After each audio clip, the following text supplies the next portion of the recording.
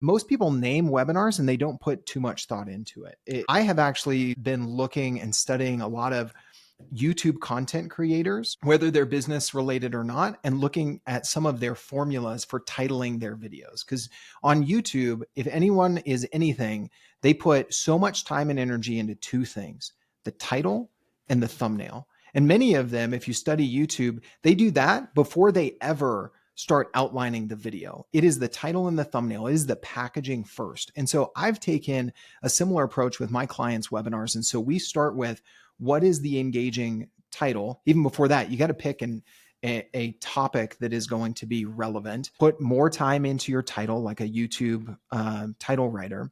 And then the third is, I hate to see this in my LinkedIn feed. What does every B2B webinar graphic look like? It's got little bubbles with little heads and way too much information, that long title, and it's got the date, the time zone, where's it going to be, all of this sort of stuff that doesn't help with your conversions. It doesn't quickly stop me in the scroll. It doesn't, lead itself to conversion. So the other thing I've pulled from YouTube content creators is to start to create webinar graphics that look like YouTube thumbnails, right? Big face, concerned or shocked or whatever it is, with a big graphic that kind of hooks people in. And then they read the title for a little bit more, just like when we're scrolling on YouTube. So those have been three big things for me: topic, title, and thumbnail. They said getting started was the hardest part, but no one told you how hard it is to scale a custom service business. It's time for your team to step up, but your clients want you. Discover how to scale to 7 figures and beyond by freeing up time and getting your team to run whole parts of the company so you can focus on scaling profits. This is the Hands-Off CEO with Mandi Ellefson. Hi, this is Mandi Ellefson, host of the Hands-Off CEO podcast. Today on the show, I have Logan Lyles, who's the founder of Demand Shift, where their webinar fast track framework helps B2B brands book 5 times more sales calls from webinars than the average industry standard. And with 17 years of experience in B2B sales and marketing, Logan blends his journalism background with deep expertise in storytelling and demand generation. He has also hosted and produced top-ranking podcasts, including B2B Growth and Agency Life, and has hosted over 700 podcast episodes and live webinars across multiple shows. So that's how Logan and I actually got connected a little while back, and he actually had me on a podcast, not a podcast. It was a live webinar. Yeah, we did a live Teamwork, webinar right? for the Agency Life series at Teamwork. Yeah, exactly. Yeah. So I know you have tons of experience, and we already started talking and having a great conversation. I'm like, let's push record. We need to push record. There's some good stuff here. So welcome to the show, Logan. Thank you so much for having me. It's great to be on the other side of the mic. As you mentioned in my intro, I'm oftentimes the host, whether it's a podcast or a live webinar. So I love the chance to be on the other side with a great host like yourself. Well, wonderful. It's nice to have you here. And, one of the reasons that I wanted Logan on here was that I know he's a very scrappy, I would say maybe not just a salesperson, but you're really scrappy at getting together a company in a really short amount of time. And I know you've grown quite a bit, even just in the few months that you started your company. And I think that hustle energy that's like very focused, very directed is something that our audience can learn a lot from, especially the more established companies that can kind of get to a place where they get stuck in this old way of thinking. And whereas the newer, younger companies are coming out, they have to come up with innovative things to be able to cut through the noise and to be able to get traction fast. So I'm excited to have Logan share some of that. So I know, Logan, you have had a lot of growth in the short amount of time you have since you just started the company. So what are you finding has worked really well to be able to get things off the ground? Yeah, for me, I have been in sales roles, in marketing roles. I've never founded my own company until this year. I've been in lots of different leadership roles. So I feel like I've had kind of exposure to high growth, both established companies and new companies. But it really was new for me June of this year when I decided to go out on my own and launch Demand Shift. And for me, I kind of started with concentric circles. I started looking at okay, I've got a pretty good network on LinkedIn. I've got 20,000 connections. I've got people in various industries because I've been an in-house marketer. I've been agency side.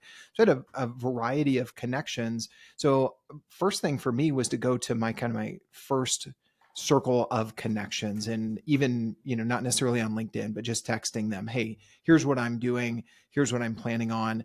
If you know anybody who would be a good fit for this offer, let me know. And I will say, going to market with a very specific offer made it very easy for that close group of friends who were very eager to be supportive. But we've all had those conversations, right? Of like, yeah, I want to refer you, but I don't know when to bring you up. I don't know when I should think of referring Logan and Demand Shift. And with the kind of tight offer that I have around webinars as a service for B2B companies, people started, sending me referrals, people even emailing me and say, hey, did you check out this report? Maybe you should do a reaction to this on LinkedIn. So that was where I started was with my first degree connections, letting them know what is my very clear offer, and not pitching them of like, hey, would you become a client? But just, hey, here's what I'm doing. If you think of anyone, send them my way.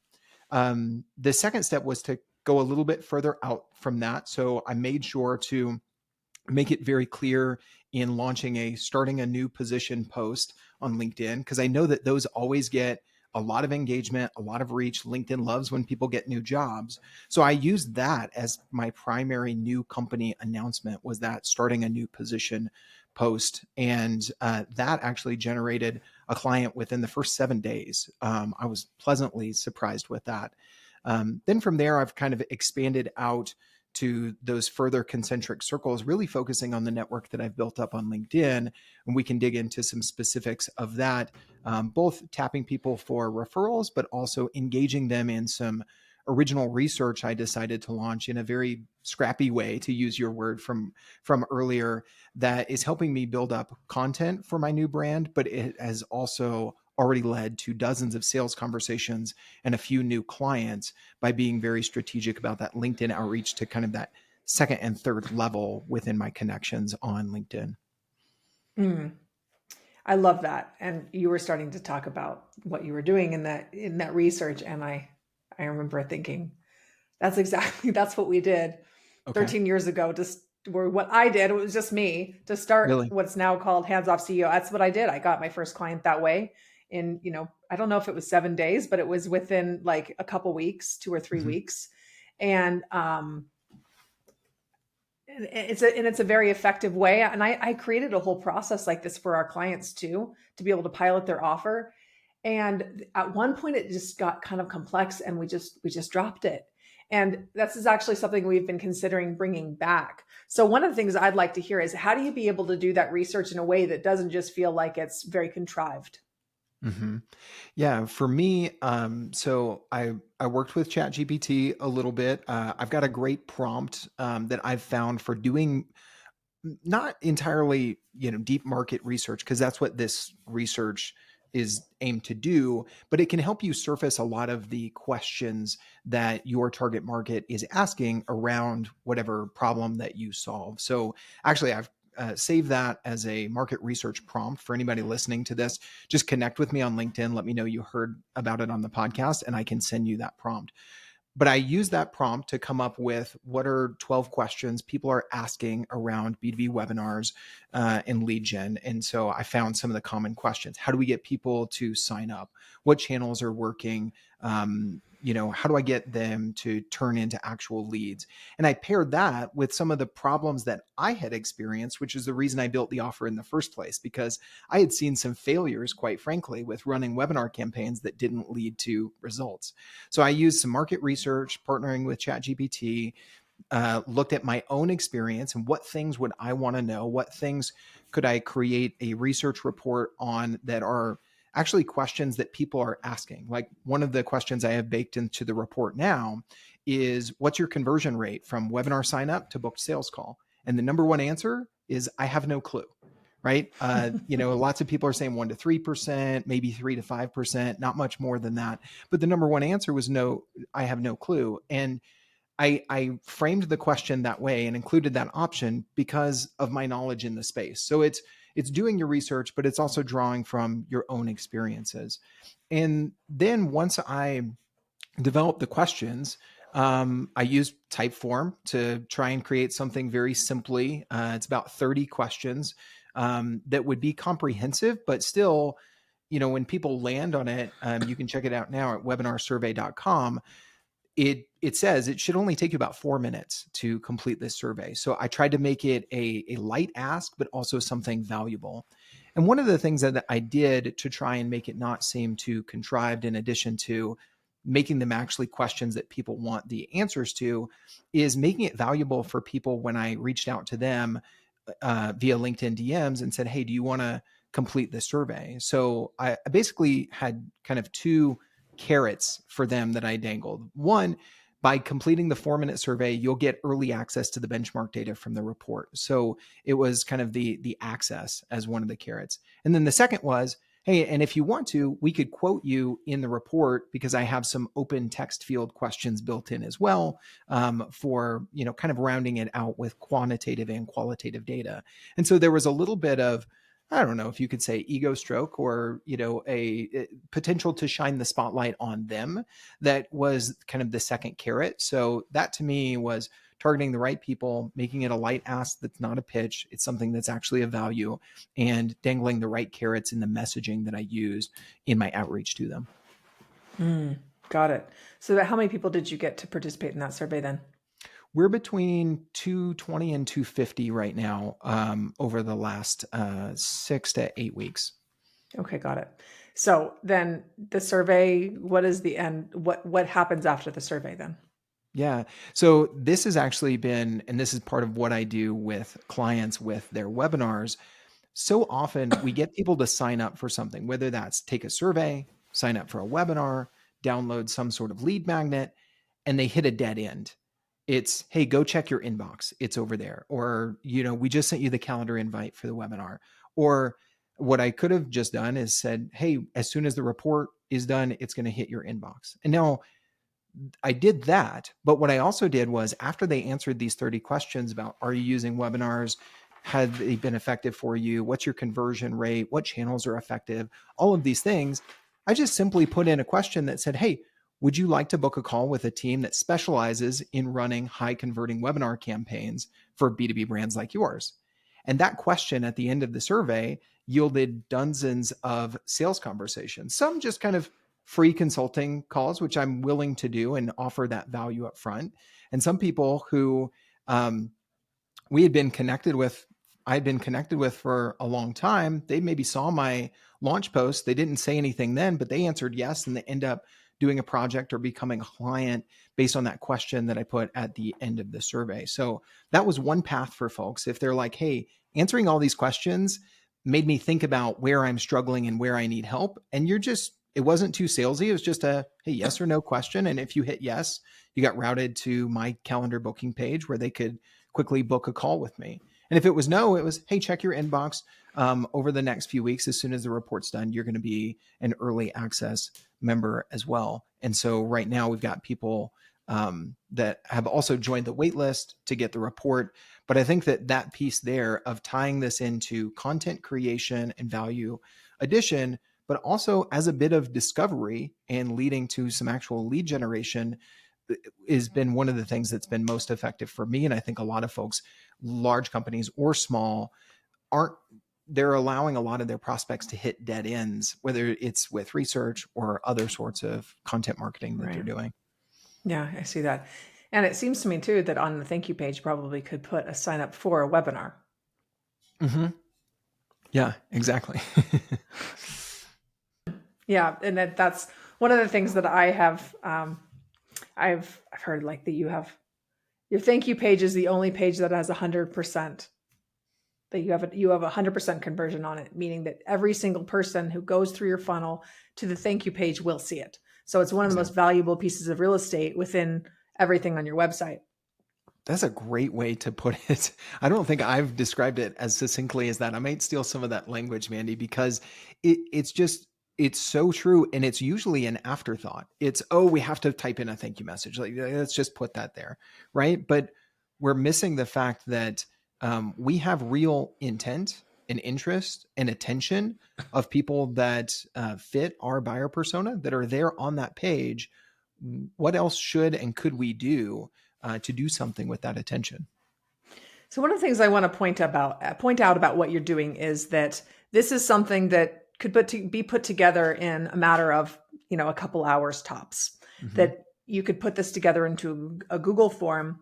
I mean, I know you use Typeform, but you could put this together in under 2 hours, an entire little mini tiny funnel, and that would function and have a much higher response rate and a higher actual ability to generate some contacts that could turn into leads. Mm-hmm. That has a higher ability than one of those big complex funnels that a lot of companies are in your inbox trying to sell you, that are these very complex things that you're jumping ahead to try to build and scale this funnel that they tell you this is going to automate your marketing, but you automate marketing that is unproven yet. So what I love about what you're sharing is that it's actually a way to scale, being able to get the initial information to be able to form your messaging around. And then at the same time, you're building an audience of, hundreds of people that actually are looking for the content that you have, so that when you provide it for them, it's just the next step that you're building more and more trust. Mm-hmm. Another thing I want to point out too, this brought in dozens of calls. Now, some of them were sales calls, some of them were opportunities to build value, but those are people in your pipeline. Yeah, so exactly. So there's a lot of things that are happening here that I want to point out to people, because this is a scrappy way that requires the least amount of resources to be able to see results, instead of these big complex things that you put into place before it's proven. Yeah, exactly. For me, it was, and it's impacting the short term and the long term. After I started this kind of research based outreach, I posted my some of the statistics that I was seeing of how many calls I had booked, what was just my response rate, because I was doing some manual outreach. I've also found that there's some LinkedIn automation tools that can help you with this. Now, I'm not in favor of over automation and spamming people with pitches as soon as they connect, those sorts of things. But I found that, hey, again, I've got to be scrappy. I've got to be very intentional about my go-to-market motions and what I choose to dedicate limited time and resources to when I launched my new agency. And so to me, I looked at some of those automation tools and I was like, well, I can kind of use what some people wield for evil and wield it for good. And it gave me some good insights. I mean, I was seeing like a 25% reply rate to my outreach based on the survey. Now, anybody listening to this, when was the last time for cold outreach you got anywhere near a 25% reply rate, right? And then probably about a 10%, I might be misquoting there. I don't know exactly what my conversion rate was to booked calls off of that. But it's been dozens based on, the 200 or so responses that we've seen. So it's been fantastic. So then that initial post that you did, that like the new job post, now, you put did you put the survey on that as well? Actually, I didn't. Okay. I launched the survey probably, within the first week after I went live. So it was a little bit more of like, hey, here's the problem that I saw. Here are the results that I've driven. Because that wasn't a helpful thing for me to launch with zero email list, nothing but my LinkedIn connections and reputation online. But I had been, basically what I was going to market with this offer came out of, my own struggles, tweaks, and then results with running webinar campaigns. So I was able to say, hey, I don't have client testimonials, I don't have case studies, but I can tell you, this is the problem that I'm helping solve.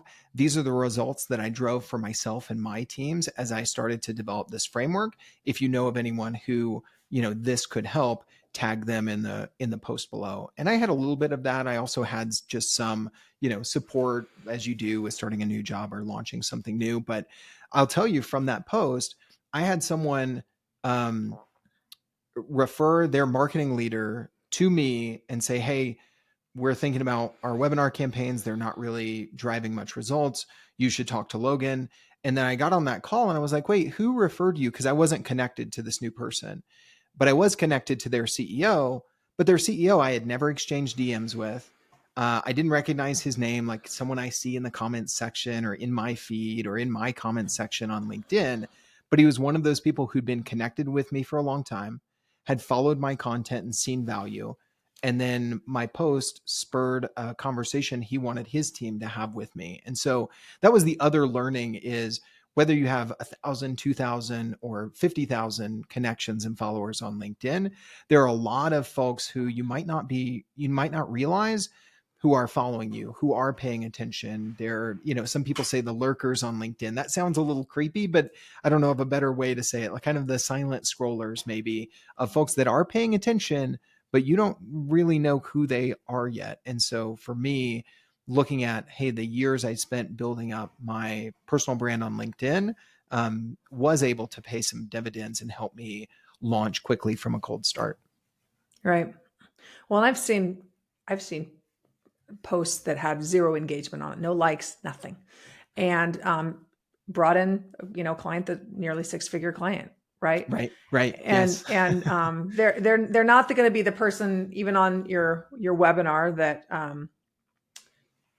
like the webinar that you had me on, or for teamwork, for example, is like Right. one of a pretty large client that we brought in from that webinar that we were on.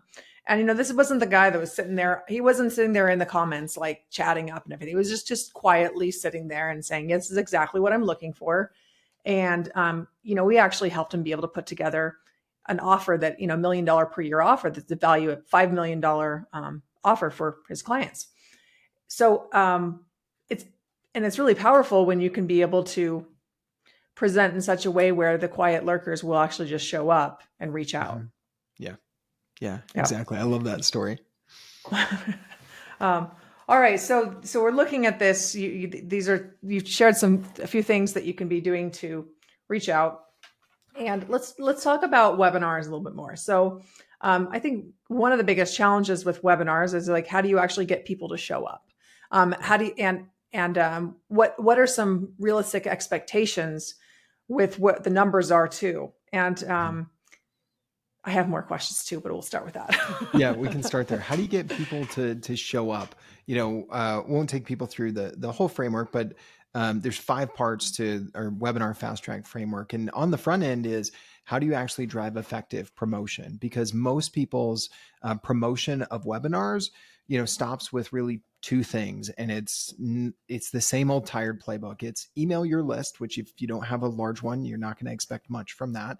And if you haven't been maintaining that list where you're sending newsletters and value added content to that list, then it's going to seem very promotional, very self-serving, kind of out of the blue. Plus your deliverability is not going to be great, but your own email list is where most people start. And then second is organic social. And hey, we'll create a graphic and we'll try and promote this. So for me, it's about expanding that list of channels, but it's also about the creative that you use to promote the webinar. So I'll actually start with the latter first, the creative. Most people name webinars and they don't put too much thought into it. It's long, it's this and that. I have actually been looking and studying a lot of YouTube content creators, whether they're business related or not, and looking at some of their formulas for titling their videos. Because on YouTube, if anyone is anything, they put so much time and energy into 2 things, the title and the thumbnail. And many of them, if you study YouTube, they do that before they ever start outlining the video. It is the title and the thumbnail. It is the packaging first. And so I've taken a similar approach with my clients' webinars. And so we start with, what is the engaging title? Even before that, you got to pick a topic that is going to be relevant. Right now, just figure out how you tie in AI to your industry and lead with that, and you'll probably see better results. So that's, kind of a quick hacky thing that you can do, and make it legitimate. Like I just did a webinar earlier today with a client who's helping their clients do SEO, but in this new age of AI, of how do you get ranked in ChatGPT? What about Google's AI mode? All of those sorts of things. So tie it into something relevant, put more time into your title, like a YouTube title writer. And then the third is, I hate to see this in my LinkedIn feed. What does every B2B webinar graphic look like? It's got little bubbles with little heads and way too much information, that long title, and it's got the date, the time zone, where's it going to be, all of this sort of stuff that doesn't help with your conversions. It doesn't quickly stop me in the scroll. It doesn't lead itself to conversion. So the other thing I've pulled from YouTube content creators is to start to create webinar graphics that look like YouTube thumbnails, right? Big face, concerned or shocked or whatever it is, with a big graphic that kind of hooks people in, and then they read the title for a little bit more, just like when we're scrolling on YouTube. So those have been three big things for me: topic, title, and thumbnail. I guess that's three T's. I should kind of package that up. Just came to me now. On the creative, before you start picking channels to promote your webinar. From there, then it's about channels. How can we get beyond just your email list and organic social? And a few things that have worked well for me is actually spinning up cold email campaigns that just invite people to a webinar. Most people, if they're doing LinkedIn outreach, they're just going straight to a sales pitch. They're not doing the research asked like we talked about earlier. When most people are doing cold email, they're also going straight to a cold sales pitch. They're not offering content and leading with that value. So I found that that's actually a very effective way to reach new folks when you don't have a large list. And I've even figured out some growth hacky ways where you can, let's say, list your event on an event platform like Eventbrite, Luma, or something like that, that actually allows you to email lists through their servers and promote your event, which then you can tie back into Zoom and only bring back in the emails to your list of the people who actually registered. So it's a way you can do cold email without putting your domain at risk or flooding your CRM with just a bunch of contacts that you bought from some list somewhere. Right. Then from there, I think doing some paid social has been one of the other areas that's been effective. So right now with a few clients, we're testing out thought leader ads on LinkedIn. Many people maybe are familiar with this. If you're in marketing, it's basically instead of running an ad on LinkedIn from your company page, you put out a personal post. Like Mandi, you would post from your account just like you would any organic LinkedIn post, or I would. But then from your company, you can actually sponsor that just like an ad and pick your targeting and your budget and all of those sorts of things. Also, if you list So your do you webinar, mean like share it? So what's you're that? saying so what you're saying is you put the post on your personal profile, Right. and then you share it on your, like, so we would have my personal profile and then share it on Hands Off CEO and run the ads from Hands Off CEO. Is that what you're hearing? What No, you're saying? actually one step before that. So you would create a Okay. post. Hey, we're doing this webinar. Here's the image, hopefully it's engaging. Here's what it's going to cover, that sort of stuff. You let that post breathe for a couple days and get some likes and comments, and maybe you get some signups from it or whatever, right? Then what you can actually do is you can go into LinkedIn Ads Manager and you can say, hey, I want to promote existing content. And you could pick the post from your profile as Mandi and boost that as an ad. And so instead of showing up as like Mandi's post and then like a repost from the company turned into an ad, it's just your organic post turned into an ad. And what's great is it looks like an organic post. The only thing that changes is like under your name, it says like promoted by Hands Off CEO, but it's very subtle. It doesn't look like a repost from the company page. And that like can that. be very, very effective. The other thing on LinkedIn that's interesting is you can list your webinar as a LinkedIn event. Whether you're going to live stream it to LinkedIn or not, you can list it as an event, even if you're just going to host it on Zoom or Goldcast or some other webinar platform. And two things there, you can then run those as event ads, which then show up in the feed very organically, and people can see in real time how many people have registered. And it kind of does the thing like LinkedIn does of like, I might see something in my feed, Mandi, where it says like, oh, Mandi commented on this. And then I see a post because of that, right? LinkedIn loves that networking piece. They would see the event and then it's like, oh, 87 people have registered, 12 from your network. And it shows those little face icons of people you might recognize. So those can be really effective as well.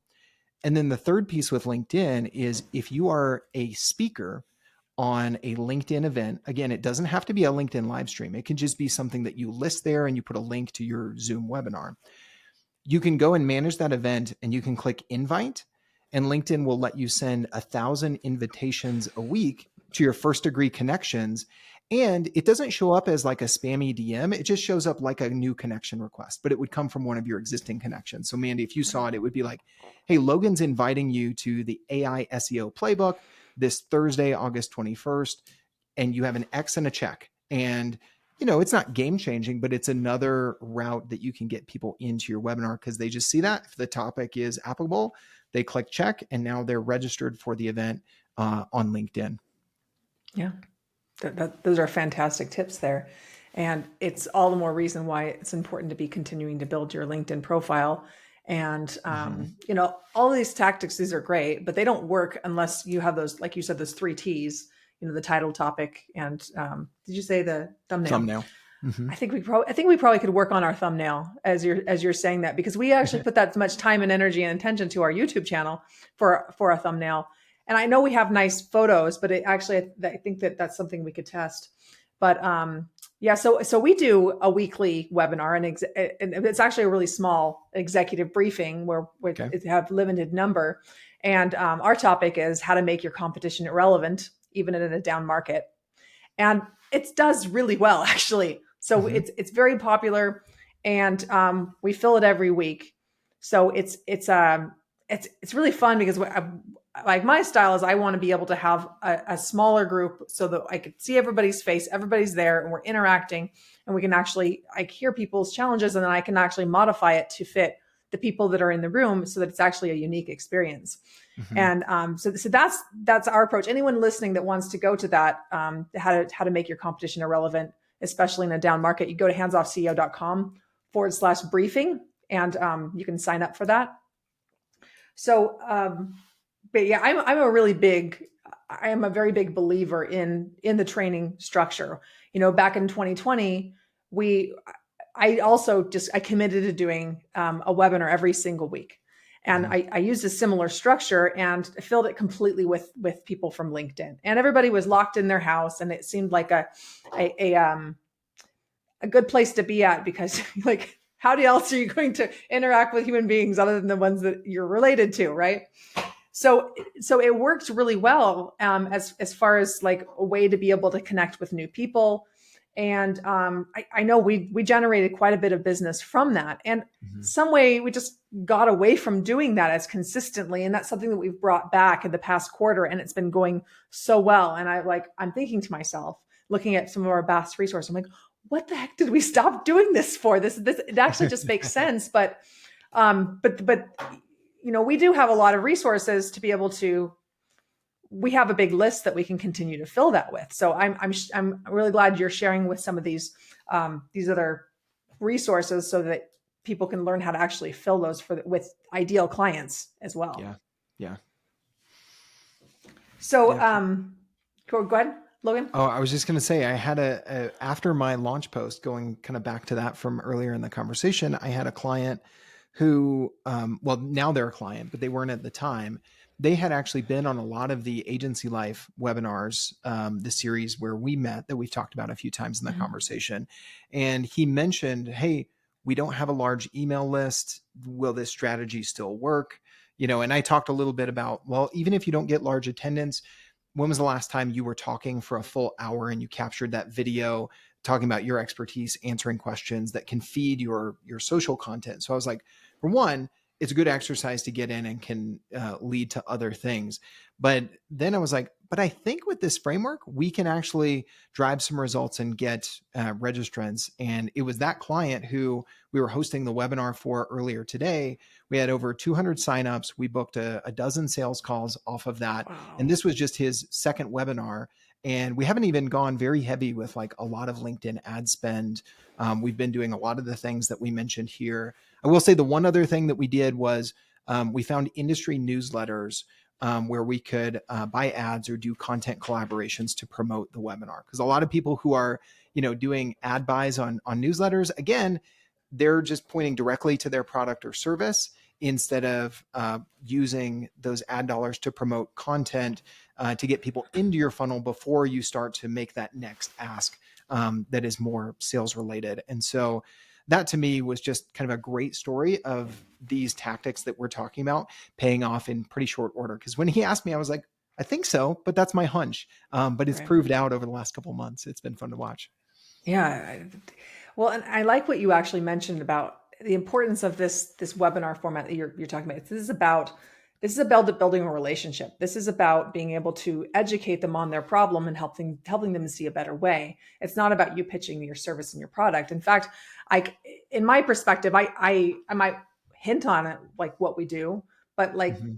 almost entirely, this is not about me. This is not like 30% of it about me and my bio, which is what most webinars are. And then it's not about like building it up so that you can make this big pitch at the end. Like Mm-hmm. that works for low ticket price points, but it doesn't work for and it takes a lot of refinement to be able to even get to that point where you can make offers like that. Right. But you're much better off being able to just build the case for why they need to make a change and build the case for what they need to have in place to be able to have the result and inspire them to see what's possible. So that's the executive briefing format that we teach our clients, and Yeah. they've seen some great results from this too.